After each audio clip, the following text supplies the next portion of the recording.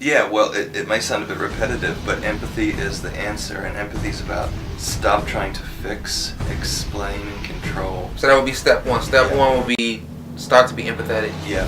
So, as people say, what does that mean? Well, I can tell you what it doesn't mean. So you're not fixing the other person, you're not trying to explain yourself, and you're not trying to control. So give up all fixing, explaining, controlling, and go inside and stop speaking and start really listening and start feeling what it would be like to be in that person's situation. All of us have got to face it in our lives. Do we want to be reconciled to this person, or do we want to be right?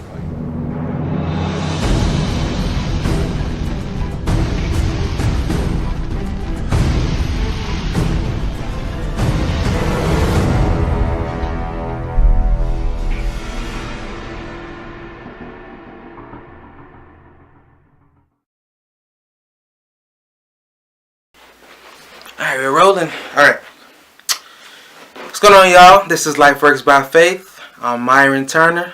This is my man, Chris Defibaugh. I'm going to get that before the end of the day. Chris Defibaugh. He is a counselor, and today we're going to talk about how to restore broken relationships.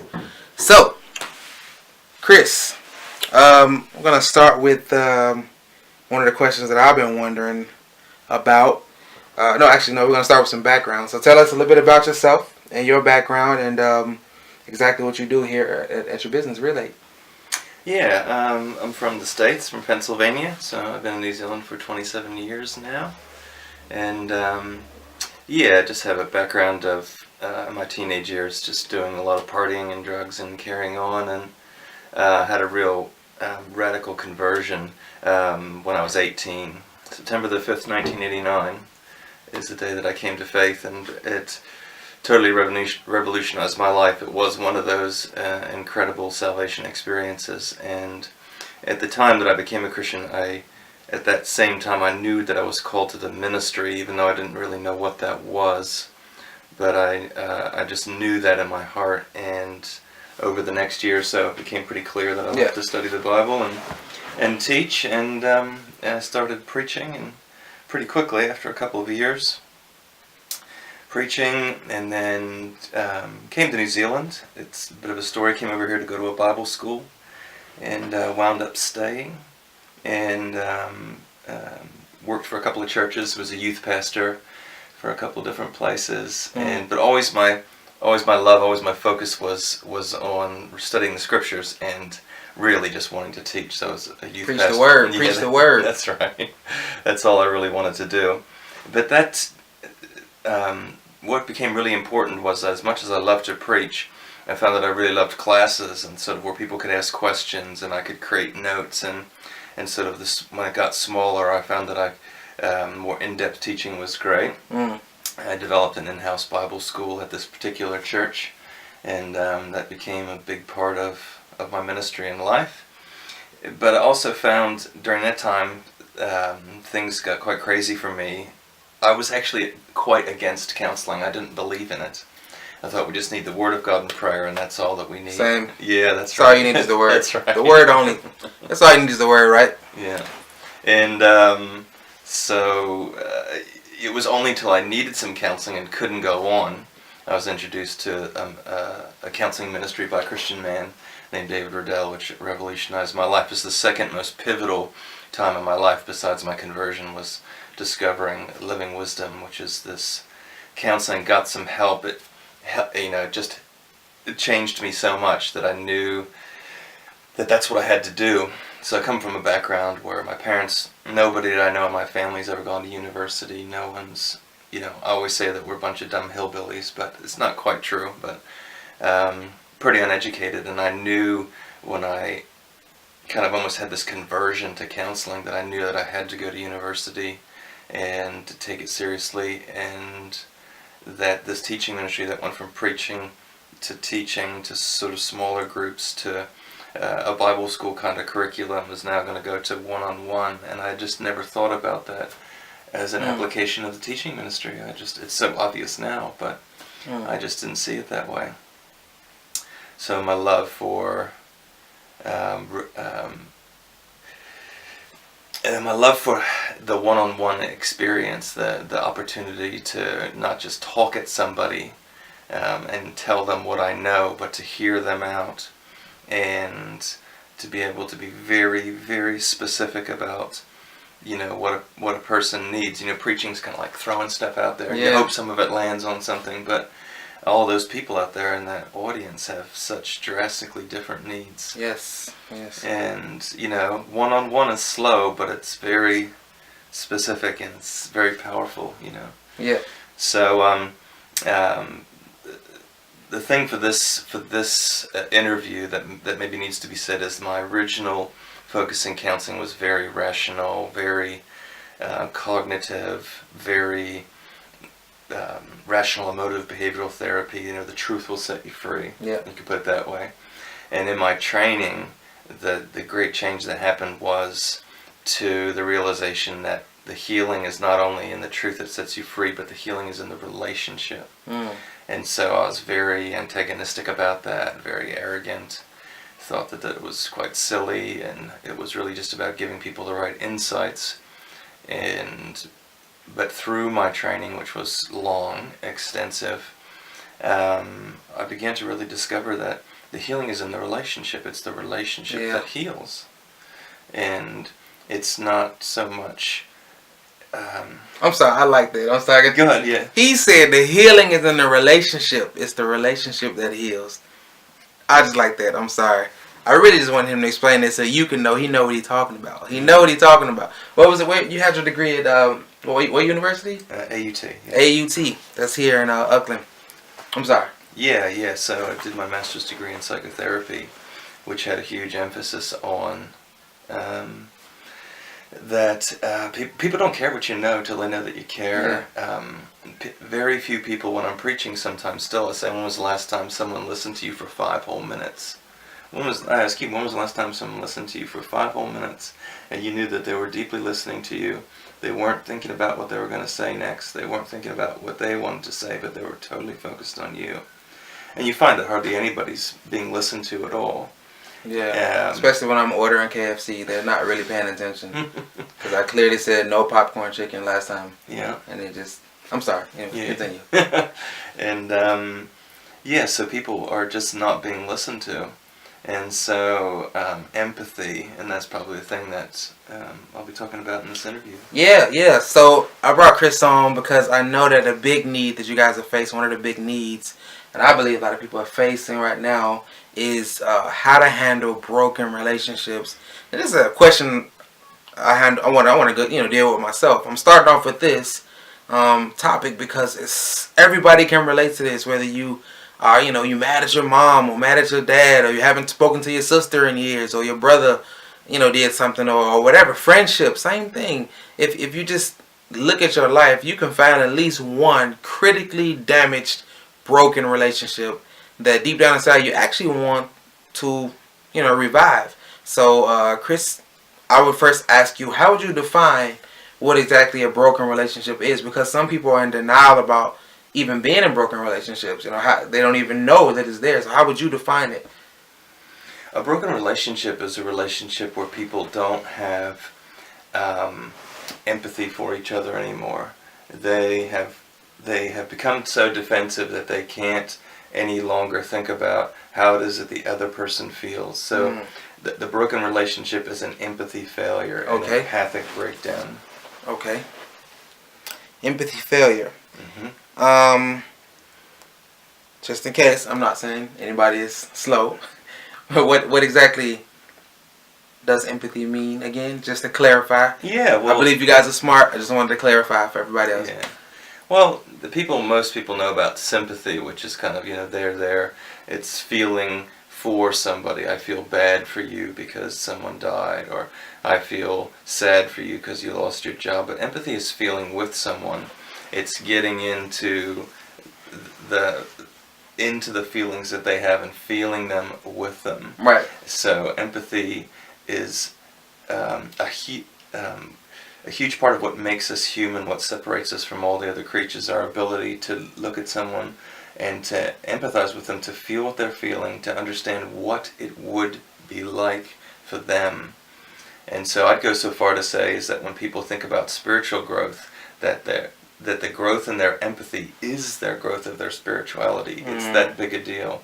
The ability to feel with somebody, to understand how it would be like for them. Without that, the whole idea of loving God, your neighbor, and yourself, the whole idea of forgiveness, or the whole idea of loving your enemy, is just religious words. It doesn't mean anything until you understand, or gather up the ability to empathically connect to the other person. That's the starting ground.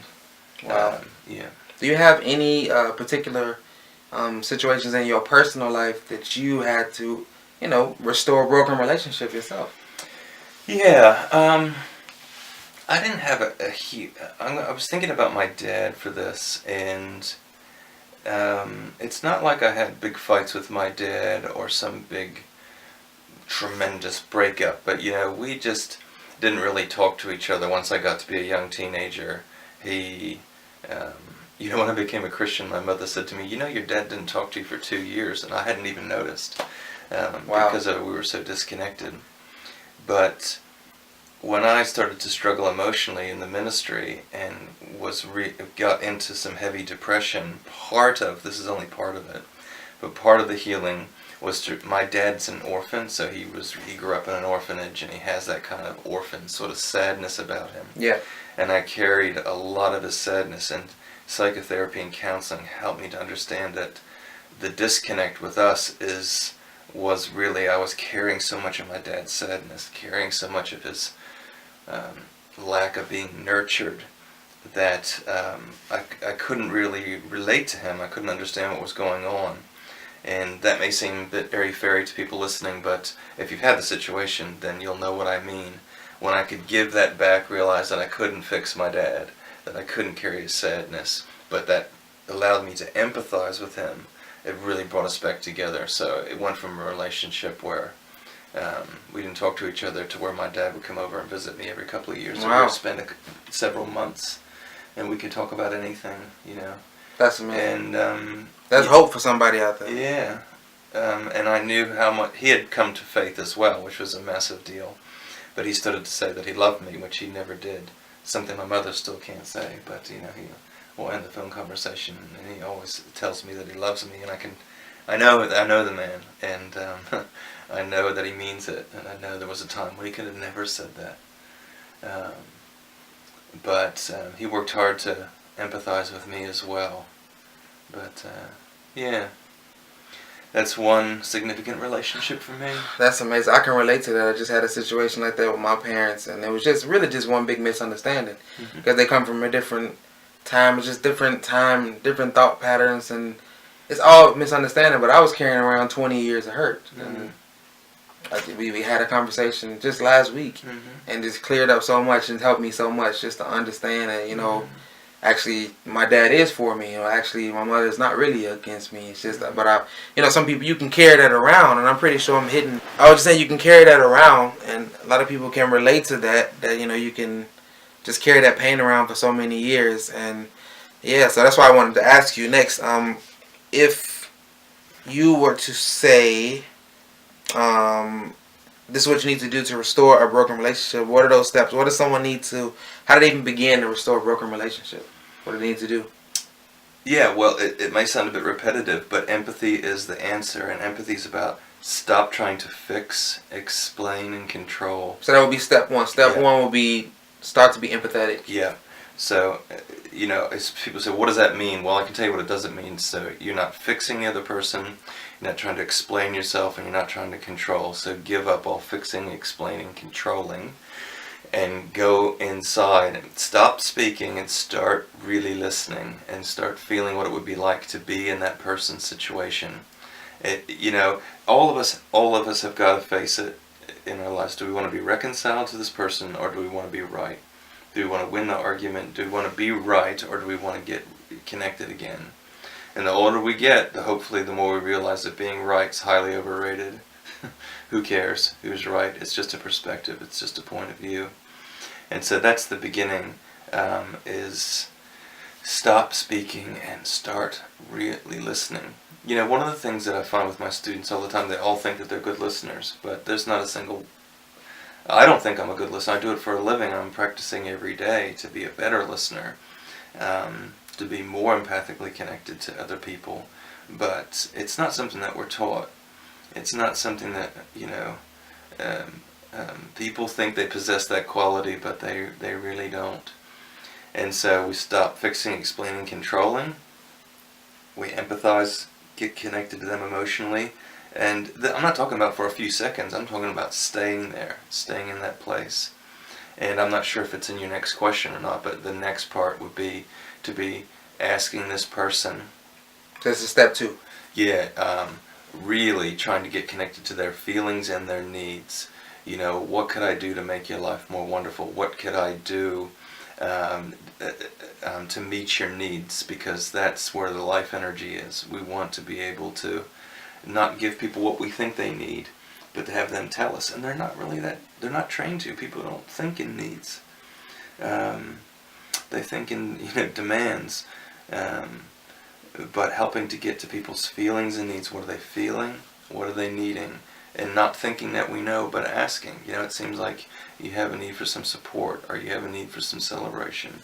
Listen, the person will, if you get it wrong, they'll always tell you. They'll always tell you.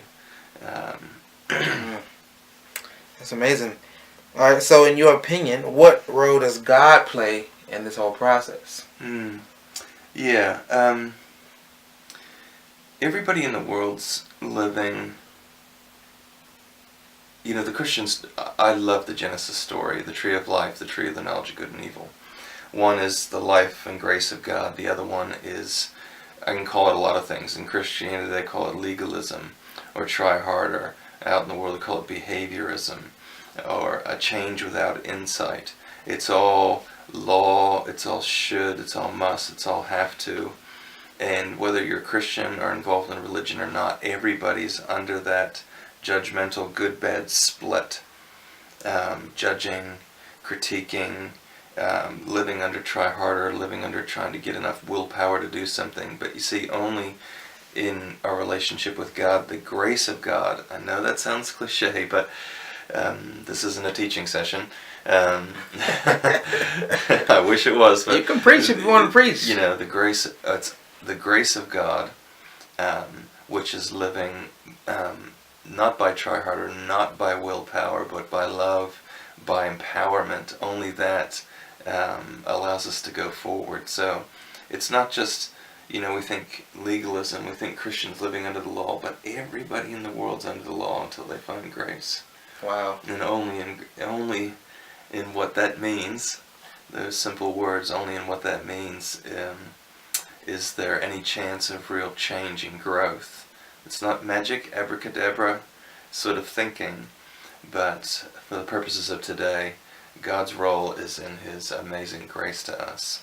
That we would even want to reconcile. The part of us that even wants to get reconnected is the grace of God. And every time we make an empathic connection, that's the grace of God in the now. Not in the theology textbook, not in a sermon, not in what you learn at Bible school. Empathy is grace in the moment. It's the now. That's good. Yeah. So it gets it out of abstraction.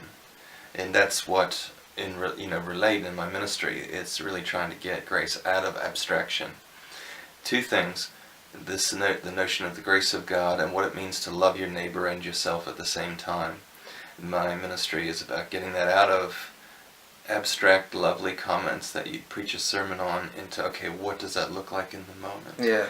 What does it really look like? Not in so much more religious talk, but in the how-tos. And so the courses that I teach, I don't just lecture to people. They have to practice. Get a partner. Practice empathy. Practice connecting. Practice getting in touch with your feelings and needs. You look it up, but see what it means, that word. It's right here on this tree, actually, but the word for the tree of life, you could really literally translate that, the tree of feelings and needs. The tree of the lived experience of humanity. It's not an abstract spiritual term, it's a very earthy, concrete thing of getting connected to one another. Wow. Okay, we gotta start to wrap it up, even though this is so good. I'm pretty sure y'all enjoying this. But If you want to see Chris, you got to come see him one-on-one because I only got so much time. But, okay, what would a person do to maintain a newly restored healthy relationship? So they've followed those steps, they've done the things, but how do you maintain a healthy relationship and not go back? Because that's the problem. People usually go back. Somebody hits a vein and they got the bitterness again. And Yeah. To really practice, people think they start to learn to listen. They start to learn to empathize. And they don't really realize that after they've done that for a little, they think, oh, I did that. Empathy isn't something that you do to get a result. It's not something, otherwise it's manipulation. Empathy is the living connection. So once that relationship is restored, to keep it going is to sit on your own desire to go back to over-talking, to stop listening, go back to fixing and explaining, going back to trying to be right, becoming defensive again. So what I see in most people is they'll learn to empathically connect a little bit, and they think they've run the marathon when they've only done the 50-yard dash, So all of our lives we've been trained to think and speak in judgments and analysis, and so any discipline and anything that you do that helps you to learn to stop speaking and keep on listening is good for the relationship that's been restored. It's good for your own spirituality and your own soul. And the longer we go in that, the more we realize that not needing to be right, not even needing to know why a person's done what they have, but to just connect with what they were doing when they did that, or when they hurt us the way they did. That's where it's at. And then if this was a class, to answer that question more fully, I'd go on to talking about how to get to feelings and needs. Okay. What to do to turn that into reality. Okay. Yeah. But I'm not going to give that away for free. He ain't going to give it away for free. You need to come see him. So I'm going to put his business and his contact at the screen, on the screen right now. It's going to pop up on the screen right now. I'm going to put that on so you can come here if you want to. As you can see, the man knows his stuff. He knows what he's talking about. And he has a heart for the Lord. I mean, what more do you want? He's here to help. Chris, last 30 seconds. Final word is yours. Whatever you want to say on this subject. You got people's attention guaranteed. 30-second spiel. Go. Yeah, the healing is in the relationship. That's my professional and personal mantra. It's in the context, we are hurt in relationship and we heal in relationship. You can't just read a book. I love books. There's bookshelves all around my office, but you can't just read about it in a book. I love self-help books, but they're not enough. It's only in the context of relationship with other people that our most painful issues, our most deepest issues are healed. You can't do it by yourself, and you can't do it by quietly, reading in a book at home. You've got to connect with other people. Wow. Mm-hmm. Well, that was. I'm speechless because I just got blessed by that. Thank you for doing this. And once again, I'm gonna put his business information right here, his contact information. I'm gonna pop it on the screen one more time for you, because if you're dealing with something like this or anything close to it, or if you know somebody that's dealing with it and they don't have anybody to talk to, here he is. He's available, and he's here local, right here in Auckland, New Zealand. So this is Life Works by Faith. I'm Myron Turner, and this is the end of this episode. When someone asks you the question, "Where are you from?" you most likely respond with a city or country. But what if I told you that where you were born and raised doesn't completely answer the question? Origin always reveals identity, and identity always equals access. This may be news to you, but you originate from God, and you have heavenly ancestry.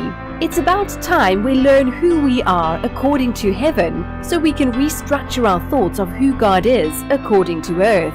You may have a name, a family, talents, a career, and life accomplishments, but do you know who you really are beyond that? Do you know who you really are at the core? The depth of that answer is illustrated clearly in Who Are You at the Core by Myron D. Turner. Who Are You at the Core is a practical guide of hope for restoring heavenly origins of freedom through the power of identity. Download your copy today at lifeworksbyfaith.com.